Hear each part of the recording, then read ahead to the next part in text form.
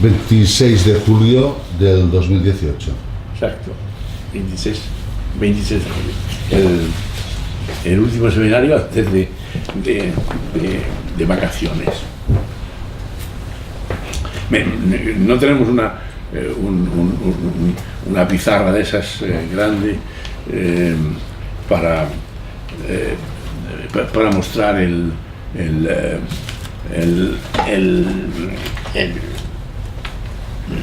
árbol genealógico. El árbol genealógico yo lo he hecho así, lo veis un poco para ir diciendo yo los nombres, ¿no? Por lo menos os acercáis un poco a entender, ¿no? Aquí están todos. Bueno, es un decir que están todos, no están todos, o sea. He rescatat el Bhagavad Gita, el Mahabharata i el Ramayana. Bueno, decir que aquí están todos es un decir, porque aquí empiezan con un rey que se llama, el árbol genealógico, eso es algunos autores, lo ponen, el primero de ellos era el rey Santanu, porque el rey Santanu, que de él nace con Ganga, nace Bhishma, que es Bhishma es el tío abuelo que está con los Panda y con los Kurava, con los dos, y que después participa en la guerra y está de la parte de los Kurava porque siempre estuvo con los Kurava, y entonces lucha contra los Panda, que son los nobles y los buenos, a pesar de las cosas. El tal Bhishma empieza en Santanu este árbol genealógico. A mí se me ocurría decir que las paradojas tienen algo de verdad, ¿no? Son verdaderas de alguna forma, ¿no? Y las paradojas absurdas también lo son, ¿no? Habíamos visto que Buen día. habíamos visto que habíamos dicho cuando estudiamos a Berkeley, ¿recordáis, no? Unas cosas que eran muy raras, que decía, si un árbol se cae en el bosque cuando no hay nadie, ¿hace ruido? Porque para Berkeley, si las cosas que no has perdido, la mente no existe, ¿no? Pero Wagenberg, el autor, había dicho un libro que se llamaba Más ramas que árboles, y yo digo, hay más ramas que árboles, y yo digo, pero en este árbol genealógico faltan muchos, no ramas, sino árboles, verdaderos árboles.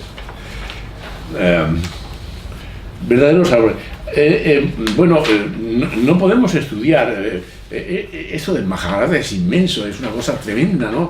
Antes de esto hay una cantidad de reyes y de cosas, de dioses que se casaron con otros y tal, y de ahí surge una dinastía que son los Kuru, y de los Kuru nos vamos a encontrar con este armazón fundamental, que son las luchas, que va a ser la gran lucha que hay entre los Kuravas y los Pandavas, ¿no?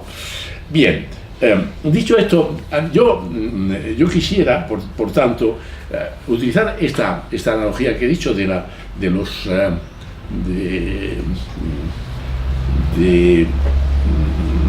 que hay más árboles que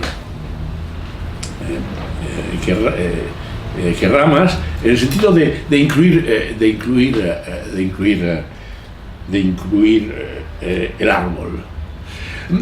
Ayer yo vi un paciente que tiene dificultades es un tipo bastante honesto, y que tiene dificultades para entenderse con su padre, y Y me dijo, porque claro, yo tengo que cuidar mi rama. O sea, y yo dije, ¿qué has dicho, rama? Sí, he entendido bien, has dicho rama, ¿no? Sí, rama. ¿Y por qué rama? ¿Por qué no? ¿Por qué no árbol? O sea, porque es el problema de su identidad. Pero él pertenece al árbol de tal familia y por tanto él se sentía rama, ¿no? A mí hay una cosa que me conmueve en la lectura de este libro, ¿no? Son esos personajes que son árboles y que son unos árboles completamente consistentes. Si vemos en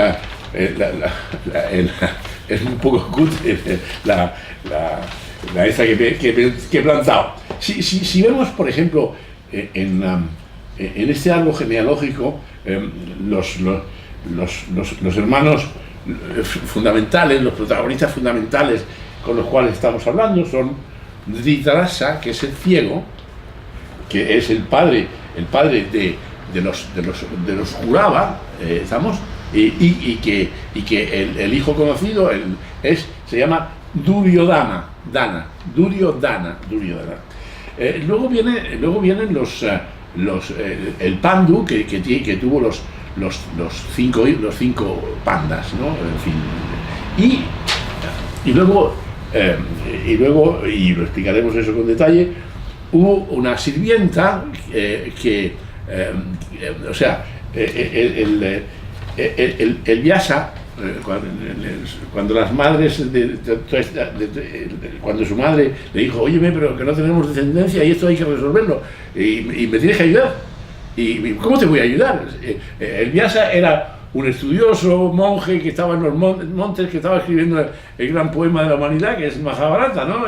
Y entonces el Vyasa le dice, bueno, ¿cómo yo voy a hacer esto? Dice, pues tienes que participar. ¿Y cómo? Pues mira, hay unas princesas, hay 3 princesas, Ambika y Ambalika, ¿no? Y bueno, pues tienes que hacer algo con ellas, ¿no? Y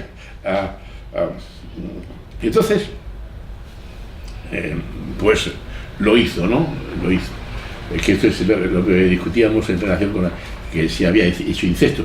Pero la Ambika, el tipo, el Vyasa, por lo visto era tan repulsivo, porque no estaba afeitado, estaba descuidado por el monte, estaba gordo, en fin, era un tipo muy repulsivo. La Ambika se quedó aterrada y dice, bueno, pues ¿qué voy a hacer? Pasaré el trago, pero cerró los ojos. Y entonces el Vyasa le dice, bueno, tendrás un hijo ciego, y ese es el Dhritarashtra que es este, ¿no? Y resulta que después dice, pero bueno, eso, nacerá un hijo que es ciego y tal, digo, no, hazme otro hijo, le dice la madre a él. Entonces, esas eran las cuñadas de él, del Vyasa, ¿no? Y entonces, pues coge a la Ambalika y la Ambalika en la oscuridad se puso pálida. Se puso pálida cuando vio al tipo y pasó el asunto. Y entonces al día siguiente dice, sí, mira, tu hijo será blanco como la leche porque soy tan feo, dice Vyasa, ante esta situación. Entonces tuvo el siguiente hijo que es Pandu, que es el padre de los Pandava, de los 5 hijos, ¿no? Amigo. Pero entonces, como el asunto había sido así, la madre dice, tienes que hacerlo otra vez. Dice, ¿pero con quién? Dice, pues con la Ambalika otra vez, a ver qué pasa. La Ambalika dice, yo no puedo. Dice, yo no puedo, yo me tengo que inventar alguna cosa. Y en la oscuridad de la noche mandó a su sirvienta para que se acostara con el Vyasa. Y la sirvienta, pues dio todos sus esplendores para el Vyasa y tuvieron un hijo que fue fantástico, que es un hijo que casi no se conoce. contaba todo eso a propósito de estos personajes que a mí me llaman la atención, que me conmueven, y que ese personaje se llama Vidura. Vidura es el tercer hermano, el Vidura, el hermano del Dhritarashtra y el hermano del Pandu. ¿Y qué hace? Pues este Vidura, como tiene un rey que es ciego, que es su hermano, pues le lleva los asuntos del reino. También el Bhisma, que era el abuelo tío, que hizo un voto de castidad y que, en fin, y que nunca más envió a mujer ninguna, pues también llevaba el reino, ayudaba al Dhritarashtra. Pero lo que es interesante es que, bueno, este personaje Vidura tiene gran valor porque de alguna forma protege a los sobrinos de Pandu, que son los Pandava, ¿no? Que son Yudhishthira, Arjuna, Bhima, Nakula y Sahadeva, los cinco. Y los va protegiendo, porque los otros son muy envidiosos. Bueno, yo quería decir esto, empezar el seminario de hoy mostrando este panorama del árbol genealógico para que lo tengáis presente. Es así, ¿no? Se ve un poco, ¿lo veis un poco? Está aquí el Santanu, que empieza aquí, pero hay muchísimos otros personajes que no los incluyo aquí, pero que hoy voy a incluir alguna pequeña cosa. Bien, y a mí me entusiasman estos personajes, este Vidura, y hay otros personajes que yo voy a traer esta mañana aquí.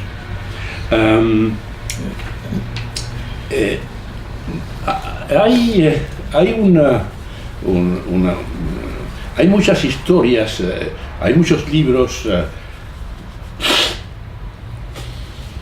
sobre el Mahabharata, o resúmenes del Mahabharata. Hay uno que está en español y que es una traducción inglesa de una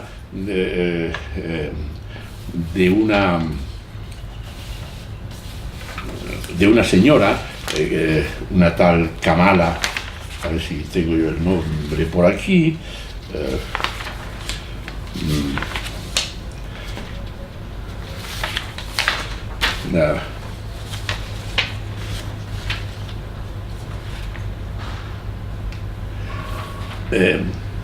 Kamala Subramanian ha escrito un resumen de 750 páginas que es el Mahabharata. Ella pretende decir, el libro se lee con bastante facilidad, es un inglés sencillo. Ella dice que ha escrito la cosa en inglés sencillo, que es muy difícil traducir del sánscrito, porque ella da algunos ejemplos muy interesantes. Por ejemplo, da el nombre de Arjuna, que es un nombre muy raro dicho en sánscrito, pero que traducido es un desastre, ¿no? Es una cosa ridícula. Pone también el ejemplo del nombre de una mujer y exactamente igual, es decir, que la traducción es muy tal. Y ella dice una cosa con la cual yo he estado de acuerdo y que yo he dicho aquí, y que no es mía, sino que es de Peter Brook, porque que dice que hay que verlo desde el punto de vista shakespeariano, el Mahabharata. Y ella dice que como ha sido estudiosa de Shakespeare, que ella ha escrito el Mahabharata con ese espíritu. Realmente es una cosa dicha de palabra, porque después no se encuentra esa realidad plasmada en el libro, ¿no? como se ve plasmado, por ejemplo, en el Peter Blues, donde a veces es solo una frase la que determina la altura y la dignidad del personaje, ¿no? Por ejemplo, cuando Draupadi está discutiendo con su marido, ¿no? Con el Yudhishthira, con uno de sus maridos, Yudhishthira, y le dice: ¿por qué me pusiste en el juego de dados? En fin, ¿por qué hiciste eso, no? En fin, se le llama la atención. Y él le dice: por coherencia, o sea, por mi coherencia, porque si yo me empeño en una cosa, pues estoy así, es por coherencia. Entonces ella no se puede resistir, se levanta y se dirige a él y dice: no es que te amo, es algo más que amarte lo que yo siento, te respeto. Quiero decir, decir una cosa así, o sea, Peter Brook, el relato de Peter Brook está lleno de pinceladas de esa manera. Más que eso, o sea, os las iré señalando. Pero por tanto, yo quería también valorar, por ejemplo, el libro de Kamala en este sentido. Como siempre, el libro de Kamala empieza con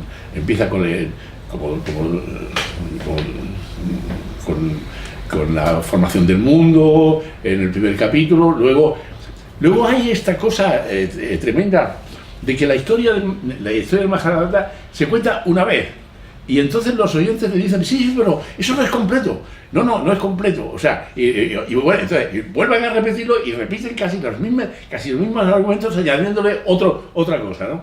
Eso yo lo he visto en todas las publicaciones y todas las ediciones. Lo que yo he visto aquí, en uno de los capítulos que habla del origen del Majábharata, dice,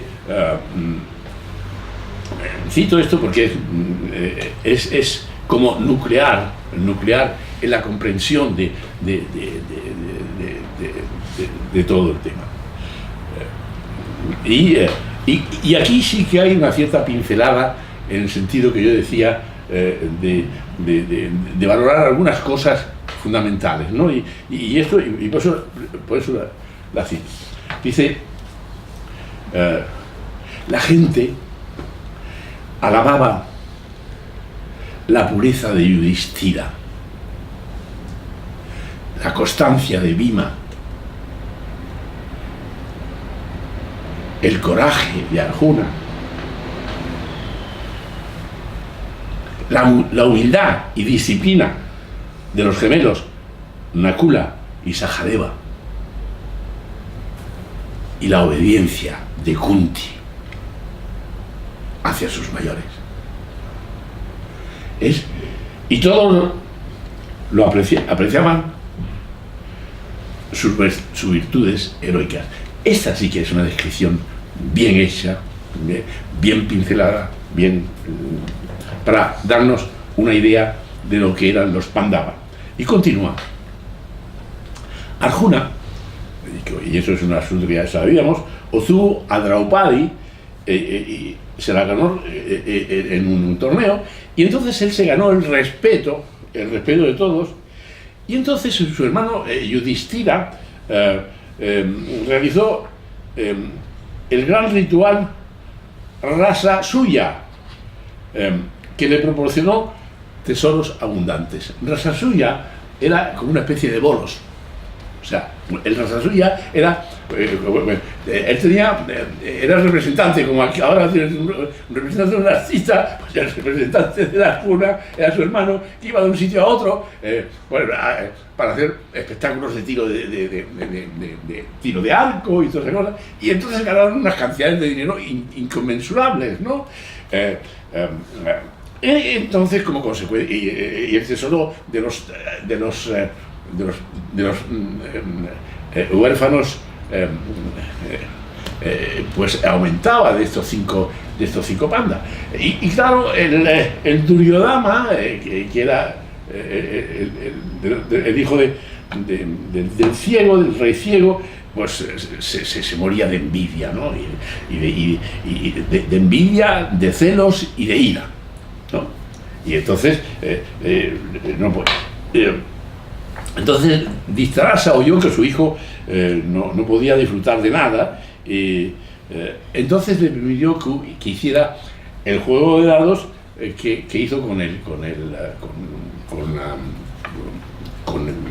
con Yudhishthira, y que le ganó todo, y le ganó su mujer, y que esto les llevó al exilio, ¿no? O sea que entonces Distrasa oyó estas cosas, y que Krishna, que estaba por allí, permitió que se diera el juego, que se hiciera todo este asunto del juego, y que nadie evitó todo esto. Y el Distrasa dice: por la riqueza de los pandas, mis hijos quedaron en ridículo, y mi hijo se negó a hacerme esfuerzo personal y a conseguir las cosas. Y lo único que hizo fue, con su tío Shakun, que era el hermano de la madre de este hombre, hacer el juego de dados, engañar a los pandas y llevarse todo el dinero, ¿no? Y entonces el Distrasa estaba completamente desesperado, y dice a su consejero que se quiere morir. Y lo que quiero, en fin, contaros es el comportamiento de este sabio Sanjaya, que es el consejero del Distrasa. Porque otra vez es completamente elocuente, festivo, filosófico, profundo, valiente, bueno, todas esas cosas. En ese sentido, yo consideraría a este Sanjaya como otro árbol que está ahí en el Mahabharata. Entonces, el sabio Sanjaya le habla de esta manera a Distrasa, el rey ciego. ¿Has oído hablar de Vyasa? De reyes que hicieron grandes hazañas, hombres de poderosas dinastías, que habiendo conquistado el mundo por la justicia, obtuvieron renombre y al final sucumbieron al dictado del tiempo. Al final sucumbieron al dictado del tiempo. Príncipes de gran poder y sabiduría encontraron al final la muerte, como lo han hecho tus hijos. Sus hechos heroicos, su valor, generosidad, magnanimidad, fe, veracidad, pureza, sencillez, misericordia, son contados en el mundo a los escritores de la antigüedad por santos y poetas de gran conocimiento. A pesar de tener todas las virtudes, esos hombres tuvieron que entregar sus vidas. Tus hijos no eran eso. Tus hijos eran malvados, encendidos de pasión, avariciosos, con todas las inclinaciones hacia el mal. Tú conocías a los sastras, los intelectuales, los escritores, y eres inteligente y sabio. Aquel cuya comprensión es tan grande para los sastras nunca cae en la desgracia.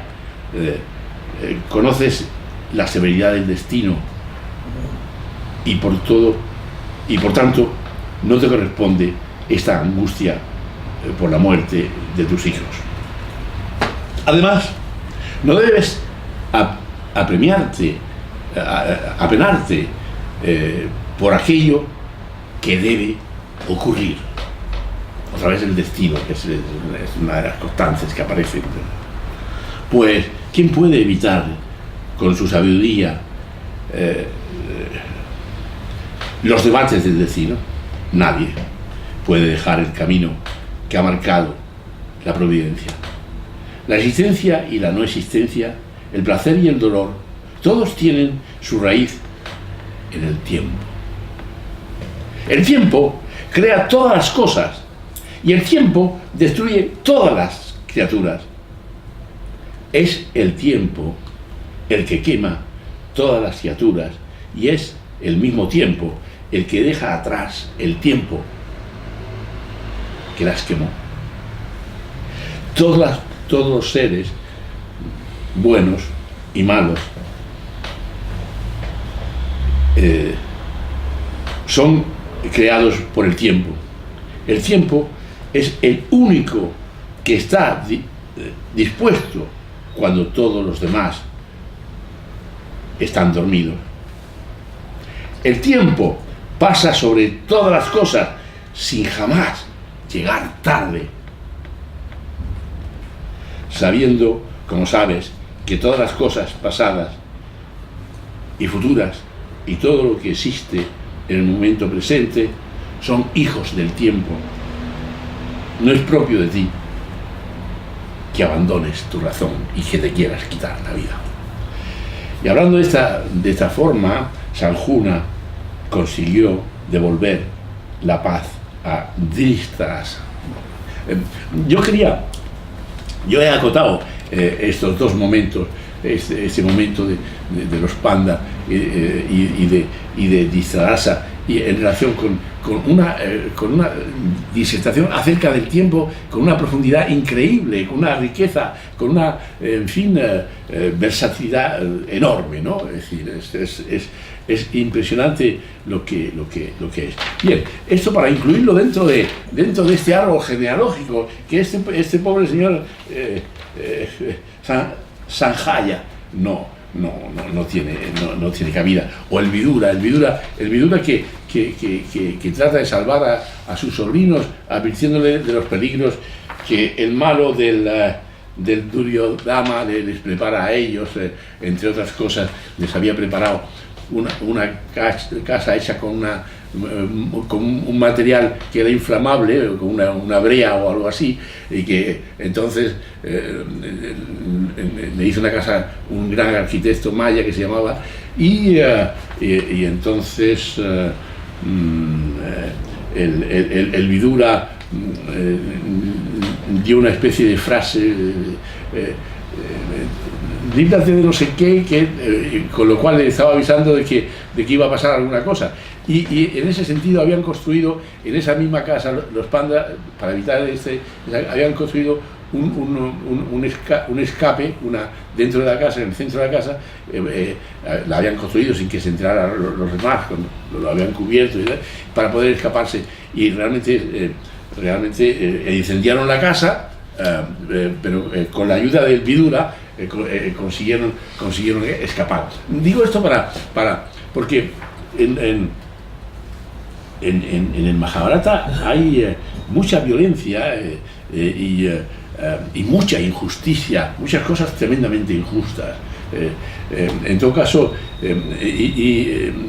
no sé si esta mañana nos dará tiempo para ver uno de esos casos que a mí también me ha conmovido y que representaría otra vez estos personajes árbol, estos personajes que son consistentes, que tienen vida por sí propia, que aparecen en el Mahabharata. Dicho esto, vamos a continuar, porque nos quedamos el día pasado, en el nacimiento de los pandas, ¿no? ¿Recordáis?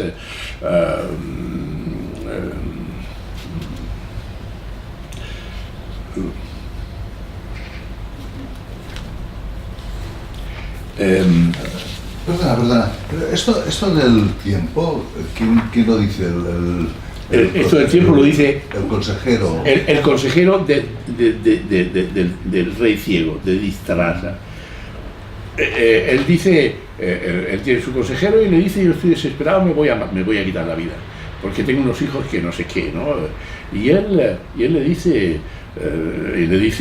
le habla de una serie de personajes, le habla de que la vida es, al final todos vamos a morir, y que por muchos valores que tú tengas, pues tal, no te agarres así a las cosas de esa manera.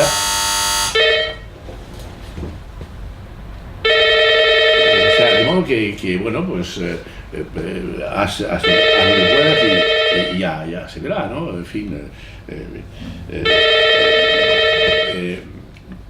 Abría la puerta de abajo y sea el cartero. Bueno, ¿qué es lo que tú me querías preguntar? Sí, porque pensaba que esta cuestión del tiempo es algo que yo cada vez, y esto con Àngels de alguna manera ha salido, ¿no? En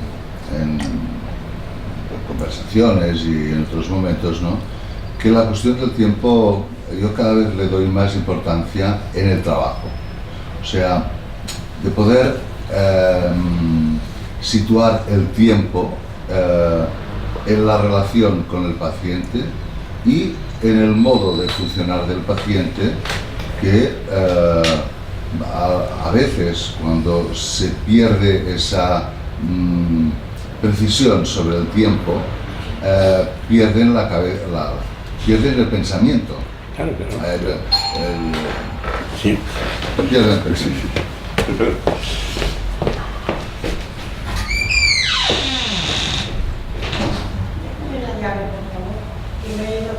¿Me he encontrado?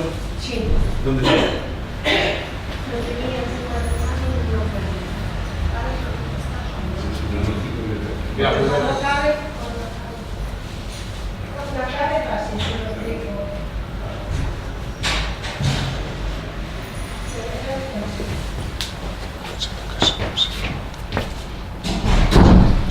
Perdón. Bueno, vamos a ver. Sí. No, decía esto porque, por ejemplo, en la enfermedad más devastadora que hay para el pensamiento, que es la esquizofrenia, hay una pérdida total de la percepción del tiempo. Es como si el tiempo no existiese, pero en situaciones diferentes, menores, etc. En cuanto puedes situar el tiempo en la relación y en las relaciones que el paciente mantiene con su entorno, eso alivia mucho, porque sitúa las cosas en su sitio y permite poder hacer procesos de trabajo, de construcción de historias, de pensamiento. Pues cada vez le doy más, estoy más al tanto, ¿no? Claro, todo se da en el tiempo, o sea, la vida se da en el tiempo. Lo que es importante es la relación tiempo-vida, o sea, o tiempo muerto, o sea, y muerte, ¿no? Que es la otra cuestión. Es decir, todavía no, que es el tiempo. Es el tiempo de vida, el todavía no es el tiempo de trabajo, el aún no se ha terminado. Cuando se termina hay la completud de las cosas hechas, pero mientras tanto es el aún no, el todavía no, esa es la idea, ¿no? Y es donde está el trabajo, ¿no? No, pero que ahí sería más macro, ¿eh? ¿Cómo? La vida, la muerte y el tiempo, y todas las cosas que se dan ahí. Pero, por ejemplo, a nivel más micro, a mí me sirve, por ejemplo, como desde la música tienen muy claro, ¿no? El tema del tiempo en el sentido de los ritmos, el respeto por el ritmo del otro, ¿no? En los bebés, en los niños, ¿no? En las personas, en la relación, ¿no?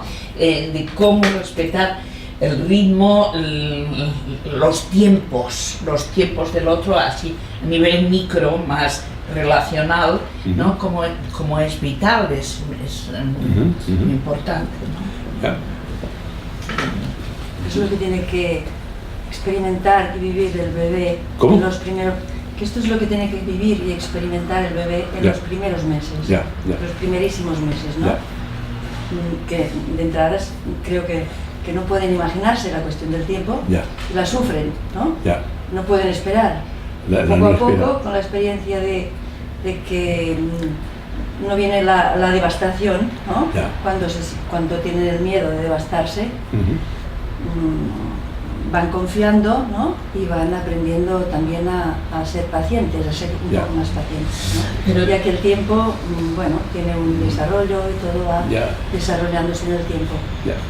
Pero también de los padres, o sea, que porque ahí pensamos, el bebé tiene que construir, ¿no? Toda esa idea del tiempo y tal, pero también sufre de la intrusión de sus tiempos por parte de la madre o el padre, de que tal, y entonces cómo encontrar ahí, o sea, ver todo este... Sí, realmente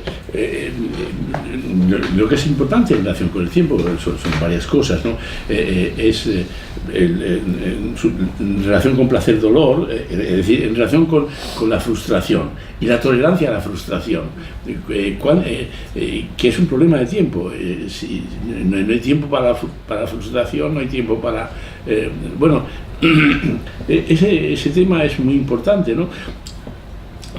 Digamos que San Juna trae la idea del tiempo para explicarle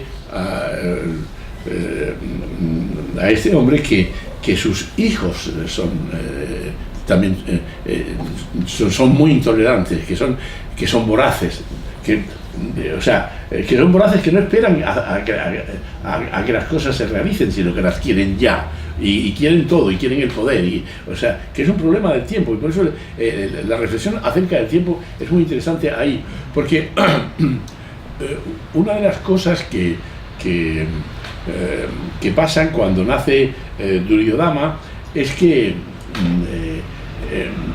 el niño grita de tal forma,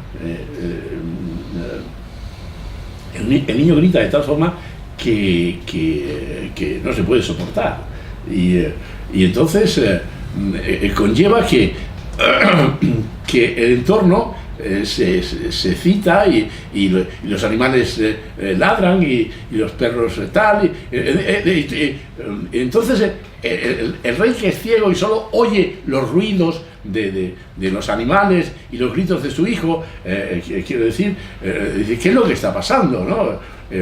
Entonces el consejero le dice, pues mire usted, majestad, resulta que le ha nacido una cosa terrible, que tendría que librarse de ella, librarse de ella,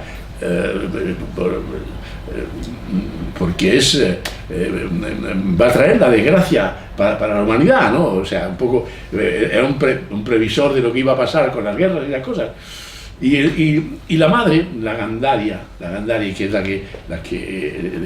que era madre de este niño, dice, de ninguna forma me tendrías que matar a mí para poder matar a mi hijo. Yo voy a defender a mi hijo, aunque sea un criminal, vamos, viene a decir algo así. Lo que es interesante son todas las analogías que hay en el Mahabharata.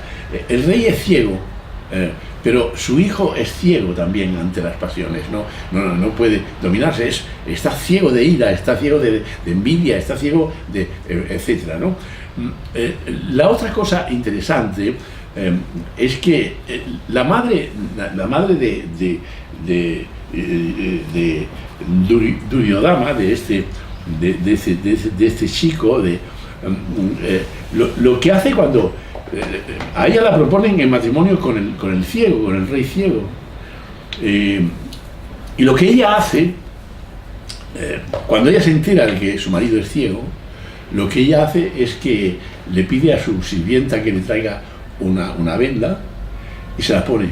no, y la mira muy fijamente y le dice la sirvienta, ¿qué miras? Dice, te miro a ti porque es la última cosa que voy a ver, porque me voy a cegar para que mi marido no pueda quejarse de que yo tampoco veo, o sea, y entonces se cegó. Y quiero decir, es interesante la idea de cegarse, de no ver. Freud ha dicho cegarse para poder ver en la oscuridad, pero realmente Gandharia realmente se pone el velo para ver en la oscuridad realmente con su marido, o sea, y tener una visión de la vida, de poder, o realmente se quiere cegar a la realidad, no quiere ver la realidad. Es decir, ¿es una negación o es un paso? Ahí es esa, porque realmente esa mujer es consistente. Un poco al final del Mahabharata, siempre son las mujeres que son consistentes ahí, que Gandharia se enfrenta con Krishna y le dice, eres injusto, eres malo, o sea, y le llama todas las cosas al Dios, ¿no? Justamente, lo que pasa cuando pasa una cosa y que la gente se queja contra Dios, justamente por eso, y bueno, pues ella se queja contra eso. Lo que quiero decir es que en el Mahabharata hay muchas cosas que son simbólicas, y esta cosa de la ceguera del rey, tener un hijo, la ceguera de un rey lleva a la guerra, ¿no? En un momento determinado, que están hablando él y sus consejeros y sus cosas, Dhritarashtra, el ciego, dice, porque claro, yo quiero a todos los hijos igual, y su mujer Gandhari le dice, bueno, pero hay algunos que están más cerca de ti, que son tus propios hijos, que es el Duryodhana. Y entonces él dice, bueno, para ti también, tú los tienes más cerca también, son los hijos. Y entonces la Gandhari le dice, cuando eso sucede, está pronta la guerra. Cuando los padres se acercan a sus hijos y aman a sus hijos, los otros se sienten excluidos y por tanto aparece pero siempre dan una salida inteligente a cada situación las mujeres, ¿no? O consistente o tal, en fin. Todo eso era a propósito del tiempo, ¿no? A propósito del tiempo. Bien, entonces vamos a asistir al nacimiento de estos personajes tan célebres como los Pandava, ¿no? En fin, Pandu, como sabéis, una cosa significativa del Mahabharata es la inconsistencia de los padres de estos personajes. Todos los padres de estos personajes son bastante inconsistentes, ¿no? O bien el Dhritarashtra es ciego, o bien el Pandu, en fin, es de color blanco, ¿no? Pero realmente comete un accidente, es decir, mata a una pareja creyendo que eran ciervos, porque se habían disfrazado de ciervos para hacer el amor, y los mata porque quieren y eran una pareja haciendo el amor. Y estos le mandan una maldición, con lo cual él está maldito para siempre. Y se va con objeto de no matar más, me voy al bosque, pero no podía juntarse con ninguna mujer, porque en el momento que se juntara con una mujer moriría. Resulta que se fue con sus dos mujeres. Las dos mujeres eran Kunti y Madri, y entonces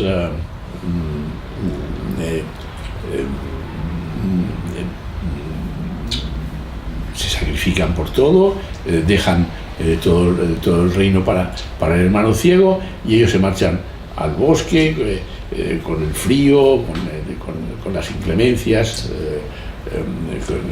con todos los males. La Kunti dice,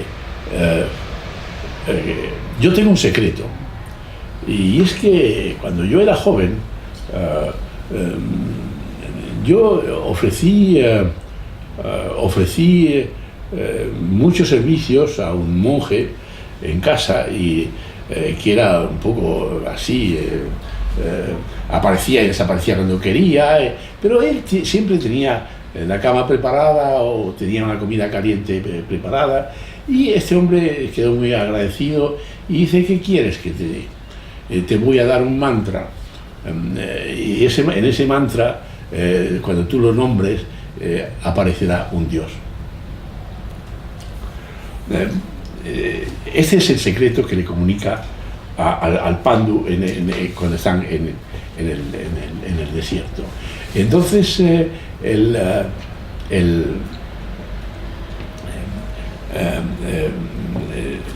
lo que un día, continúa contándole la historia a su marido, un día yo invoqué ese mantra, y apareció el sol.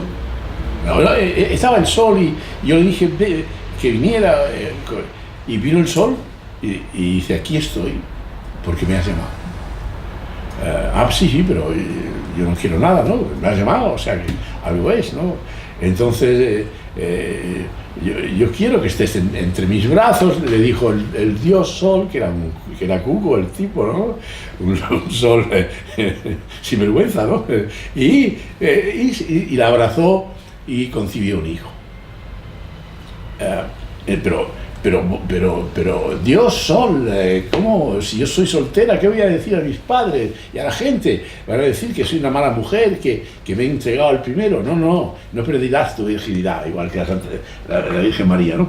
O sea, no perdió su virginidad, pero entonces ella, para librarse de eso, cogió ese hijo y lo metió en una cajita con sedas y de madera, lo tiró al río, y lo cogió un auriga, uno que lleva los carros, ¿no? Y lo crió. Y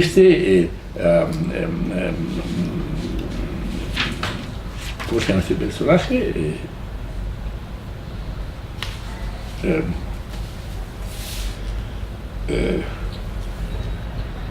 ¿Dónde está?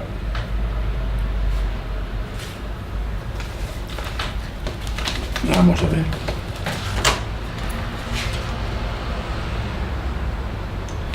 Este personaje se llama Karma, que era un hombre, tuvo un hijo que fue o sea, era el hijo de la auriga, de Karma, que después se pondría de parte de los Kuravas, o sea, de parte de los malos, ¿no? Este es un personaje que va a aparecer después en la lucha, y que quiere luchar contra Arjuna, en fin, pero él no sabía de quién era hijo y tal, en fin, bueno, estas cosas, pero era un hijo de un dios, del dios Sol, y de Kunti, el tal Karma este. Por tanto, es uno de los hermanos que se añade a los 5 pandas. Los pandas se convierten ya en 6, tal, bueno, de modo que, pero entonces el Pandu le dice: pero invoca ya a un dios, ¿no?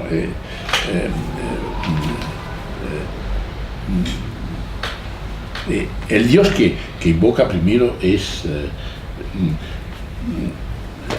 invoca al Dharma, para tener un hijo del Dharma, y ese hijo que tuvieron, invocó al hijo, y entonces tuvo un hijo que fue el Yudhishthira, que fue el primero, ¿vamos? Hijo del Dharma. Pero él tenía deseos de que tuviera otro hijo, y insistió, y dijo que llamara a otro, y entonces dijo, ¿a qué Dios quieres que llame? Al del viento, a Vayu, Dios del viento. Y entonces tuvo otro hijo que se llamó Bhima.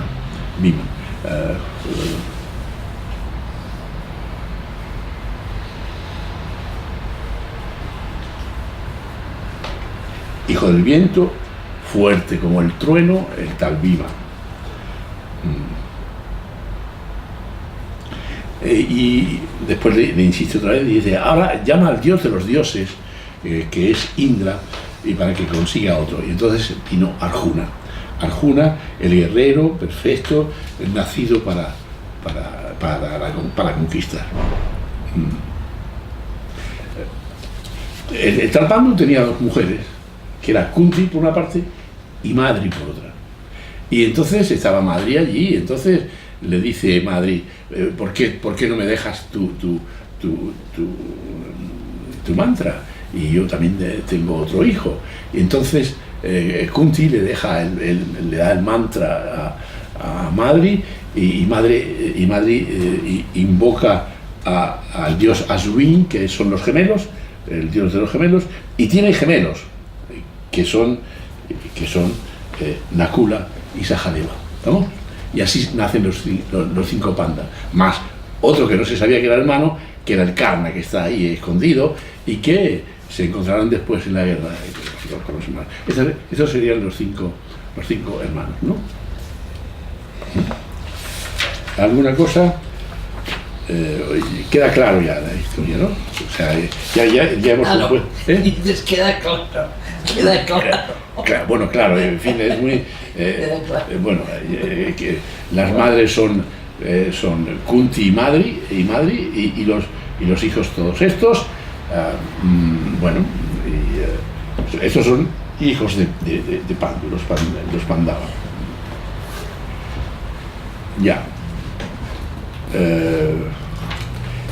Bueno, dicho esto, vamos a... A mí o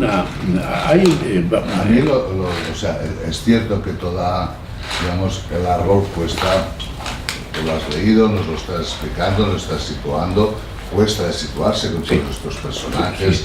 La manera en que son concebidos, sí. Esto es difícil, ¿no? Pero para mí lo más difícil es, a ver, ¿qué saco yo de esta historia, ¿no? ¿Cuál es la esencia de toda esta historia? Y estoy bastante a la expectativa, ¿no? Y no recuerdo por qué Bion, en qué momento Bion habla del Mahabharata, ¿por qué? Bion no habla del Mahabharata en ningún momento. Bion solo, ya lo dije, Bion solo habla de Krishna dijo a Arjuna, nada más, y 2 o 3 veces más. Pero, o sea, él solo cita. Lo que a mí me parecía, ¿por qué?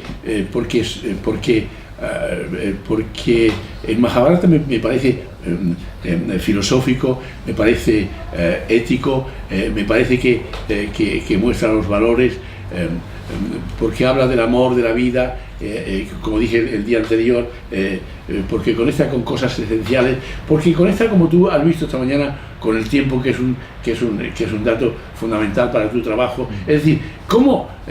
Porque te culturaliza, porque te alimenta, porque te hace vivir, porque te hace estar atento a las cosas y a las situaciones, porque te hace que te comprometa. Yo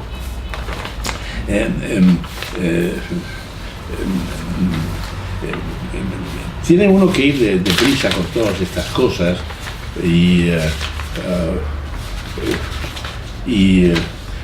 yo tenía acotado para hablar de esos árboles que decía yo, 2 acontecimientos. Uno es un acontecimiento de una mujer. Cuando tú me has preguntado ¿para qué sirve todo esto? Para mostrar el valor del ser humano, el valor de las cosas. Yo había acotado el funcionamiento de este Sanjaya, de este consejero de este consejero de Distralasa, ¿no? Del ciego, ¿no? Pero antes de llegar a estos comienzos, hay otros personajes que son también interesantes. Uno de ellos es un rey que se llama Dusmanta.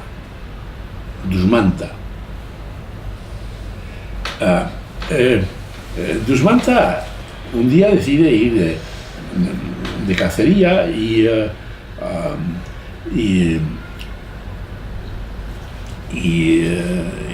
deja a la gente de cacería y coge a un consejero, se va con él y voy a ir a ver a un monje. Y llega a la casa del monje y el tal monje no está. Pero se encuentra con una mujer, se encuentra con Sakuntala, que era una mujer bellísima, joven. El rey quedó fascinado. Y entonces empezó a conquistarla entonces el rey Dusmanta dice, pero no es posible que este monje te tuviera a ti como hija. Y entonces ella le dice, no, es que me dejó mi padre a él y él es mi padre adoptivo. El asunto fundamental es que las cosas fueron muy rápidas y el hombre tuvo relaciones con ella y la embarazó.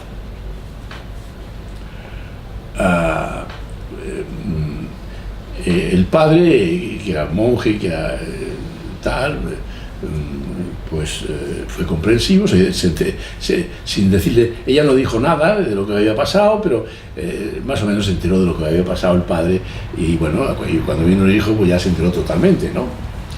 Y entonces le dijo, ves a ver a Dusmanta, el rey.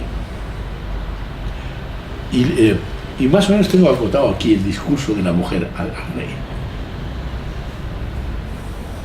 El rey dice, a mí que me registre, yo no estaba en tal sitio ni he tenido nada que ver contigo. Lo niega todo, niega la mayor.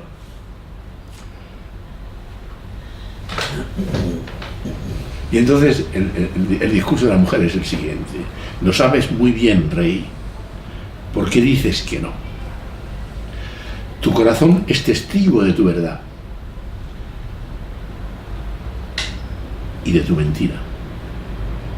Por tanto, di la verdad sin degradarte a ti mismo.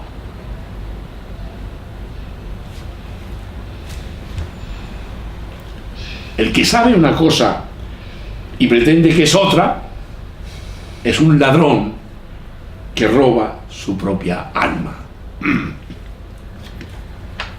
¿De qué pecado no serás capaz? ¿Crees que eres el único que sabe lo que has hecho? Pero ¿no conoces a aquel antiguo omnisciente que mora en tu corazón? Él conoce tu maldad y es ante él ante quien estás mintiendo. ¿Os acordáis del anillo de Siger? Un hombre que actúa mal piensa. Nadie me conoce. El anillo de Siger, nadie me conoce. Pero los dioses le conocen. Y también aquel que mora en su corazón. Todo el universo es testigo de los actos de un hombre. La muerte lava los pecados de aquel que está en paz con su alma, pero aquel que traiciona a su alma sufre tortura sin fin. Aquel que se degrada a sí mismo, mintiéndose, sufre su propio ser. Sobre su propio ser, ni los dioses le pueden ayudar, ni su propia alma le bendice. Este es el discurso de Sakuntala, es un personaje. ¿Qué sucedió por esta cosa? El rey dijo,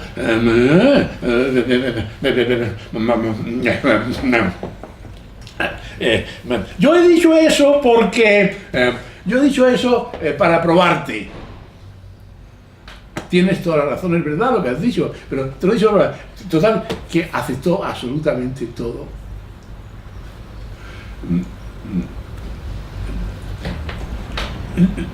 Lo que quiero mostrar, se me había escapado, no lo iba a decir, tú me lo has recordado y lo he podido traer porque no sé, se hubiera quedado trastocado y no lo hubiera incluido. ¿Qué es otro árbol? ¿No es un árbol esto constitutivo de qué? ¿Cómo es que dice Bion acerca de la verdad o la mentira? ¿Para qué sirve el Mahabharata? Para saber lo que dice Bion acerca de la mentira y de la verdad. ¿Cómo se enfrenta con esta belleza, con esta contundencia, con este realismo, con esta valentía, con este coraje, con este saber hacer? Este es el tema. Este es el tema. Amor, vida, odio, conocimiento, respeto. Buscar el respeto. El padre adoptivo de Sakuntala respetó a su hija y la animó a hacer esto que ha hecho. ¿Qué es lo que ha hecho? ¿Qué es lo que ha hecho Sakuntala? Bueno, pues ha respetado a su padre. Él vive. El padre había ido a buscar frutas, ¿no? En fin, y venía pronto y tal, pero el otro tenía la rapidez sexual y se la tiró y después quería lavarse las manos. Pero la contundencia de Sakuntala permite, porque Sakuntala le llevaba un hijo para que fuera rey y después lo hacen rey a ese hijo, ¿no? En fin, bueno, es una historia compleja que no podemos entrar, pero que está y que está en el árbol genealógico de los Kurus, de los Kurus, la generación de los Kurus. Ese es uno de los antecedentes que luego tendría sus nietos, que serían los Yudhishthira, etcétera, ¿no? Pero un discurso tan coherente, ¿no os parece bello?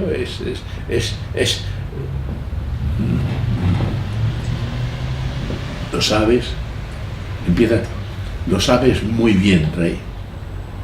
Y le explica a todos los escondrijos de la mentira, y le explica al niño de Siges que todo ser humano dice, ¿cómo se llama? Levinas, que es constitutivo del yo. Bueno, ese es el tema, ¿no?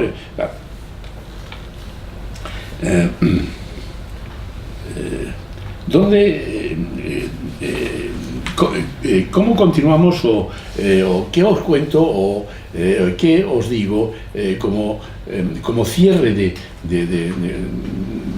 este curso para el verano? Es decir, tú has preguntado ¿para qué? ¿Para qué sirve esto, ¿no? Bueno, mira, te sirve el discurso que yo he acotado sobre el tiempo. Sí, te sirve el discurso de Sakuntala acerca de la verdad y la mentira. O sea, ¿entiendes? Por supuesto. Ese es el tema. Esos son los valores que vamos a ir a buscar, que vamos a ir a encontrar.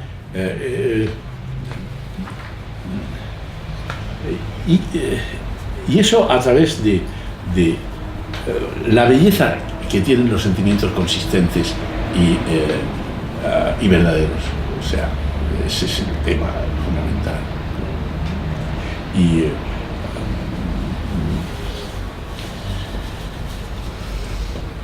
todos los gestos que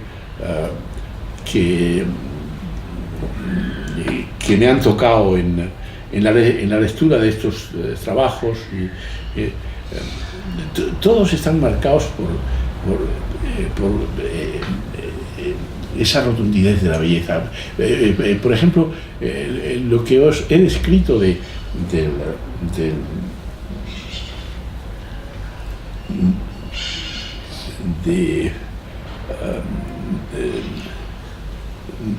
Draupadi, con respecto a su marido, que cuando le dice que más que amarte te respeto, ¿no? Es decir, yo encuentro que es un sentimiento que despierta una emoción muy fuerte, en el sentido de que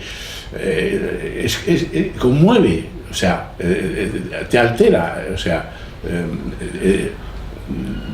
Claro. te dice una cosa que no es habitual, que no quiere saber, como el rey, que no quiere saber sus cosas, ¿no? Y que cuando esta mujer se pone la venda en los ojos, tienes que quitarte la venda de los ojos, se dice, ¿no? Llevas una venda en los ojos. Se ha puesto la venda en los ojos, consciente o inconscientemente. ¿Qué papel juega? ¿Qué papel juega esa venda? En fin, es una venda para ver, porque por otra parte son completamente lúcidas. ¿Cómo esta mujer defiende la maternidad? ¿Cómo, en fin? ¿Cómo vas a tener una relación con alguien que no te ve si no es estando en una situación igual, ¿no? Quiero decir, si no le puedes mirar a los ojos, si no te puedes mirar a los ojos, pienso que es más coherente, ¿no? Fregarte. Es muy interesante la conversación, que hay dos momentos de Gandhari, la mujer que se venda los ojos. Es muy interesante, y otra vez está aquí el porqué de seguir esta cosa. Y dice, ¿y para qué mi pelo? Si tengo un marido ciego, ¿para qué mi pelo? ¿Para qué mis ojos? ¿Para qué mi carne? ¿Para qué mi ropa? ¿Para qué? Todas esas cosas, ¿no? Es decir, no tienen valor. ¿Para quién me preparo ya? En fin, o sea, ¿para quién me visto? Ya no me puedo vestir para mi amor, o sea, para mi marido, tal. Pero al final, cuando ya han muerto sus hijos y todas esas cosas, y se encuentran ahí, tienen un encuentro ellos, entre ellos, y de agravios.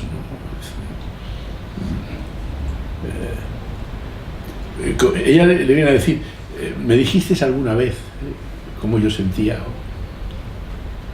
¿Qué sentía yo?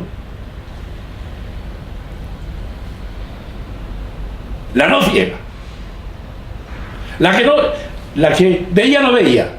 O sea, quiero decir, ya hay toda una serie, porque el tema es, ella se cegó, pero entonces no podía ver a sus hijos, tampoco. Pues se cegó totalmente, en el sentido de no ver nada. O sea, ese era el propósito de la venda. Pero bueno, entonces no ves a tus hijos. Entonces, ¿qué? En fin.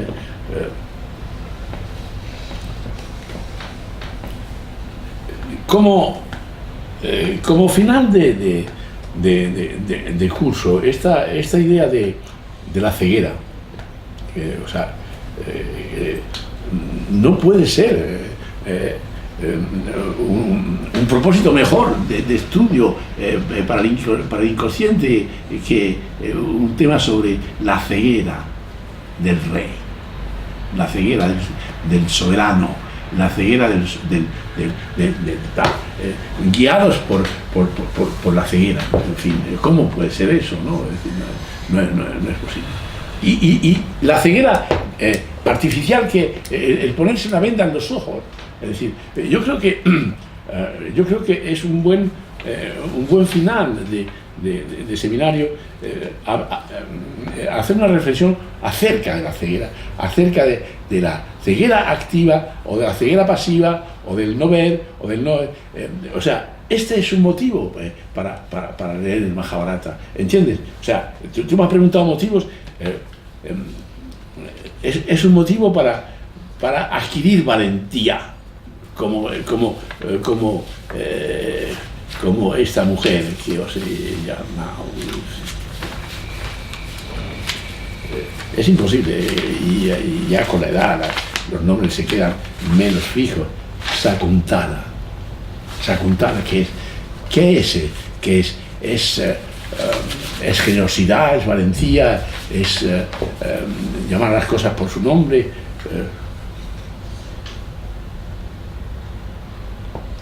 ¿Estamos? Esa es la razón. ¿Contesta tu pregunta? Sí, todo es muy sugerente, pensando en el trabajo, ¿no? Pensando en la ceguera nuestra, la ceguera de los pacientes, en por qué nos cegamos, en por qué no queremos ver. Sí, claro, esto es fundamental. Pero hay una cosa que lo que a mí me conmueve, ese es un resumen de la Mahabharata, versión abreviada.